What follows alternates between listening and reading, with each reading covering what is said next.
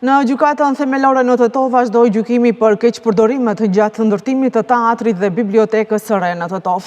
Sot u dëgjuan ekspertët e propozuar nga prokuroria, të cilët përgatitën gjetjet dhe mendimin për pjesën ekonomike dhe ndërtimore të ndërtimit të teatrit dhe bibliotekës së re në Tetov. Ekspertiza është bërë me kërkesë të prokurorisë themelore publike për ndjekjen e krimit të organizuar dhe korrupsionit.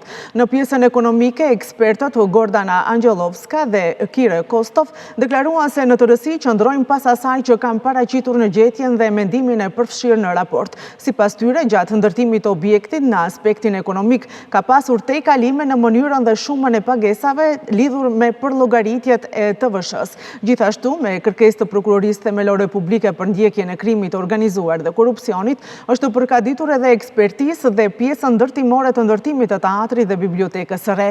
Ekspertja Divna Stancheva deklaroi se në tërësi qëndron pas gjetjes dhe mendimit të përgatitur në pjesën ndërtimore të objektit. Ajo ju përgjigj edhe disa pyetjeve të avokatëve të akuzuarëve, duke theksuar se ka pasur edhe ndryshime dhe plotësime të projektit dhe se nuk ka ekzistuar projekti punimeve të realizuara, por se në pjesën ndërtimore nuk ka pasur lëshime më serioze. Gjykimi vazhdon më 16 mars të vitit 2026, kur para gjykatës gjetjet e tyre pritet të paraqesin edhe ekspertët e mbrojtjes.